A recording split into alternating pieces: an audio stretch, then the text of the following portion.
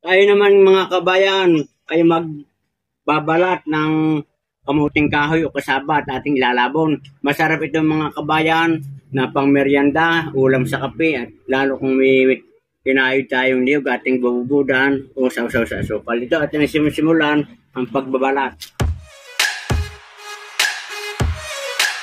Kabayan, luto na yung aking nilabon na kamuting kahoy o kasaba. Ngayon tayo ay magmimerienda at ating isasabay na sa paghigop ng kape. Napakasarap ito mga kabayan pagka ganitong merienda at pwede nating lagyan ng kinayod na niyog at ating isawsaw sa asukal. Ito ay marami ng vitamins and mineral.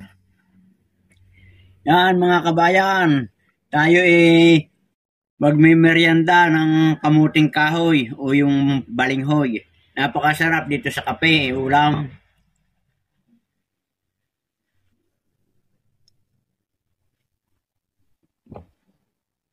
At naayos mga kabayan. So yan mga kabayan, good luck and good health. At sana nagustuhan nyo yung aking binahagi. Ganito lang ang buhay probinsya. Baka kamuti na lamang tayo.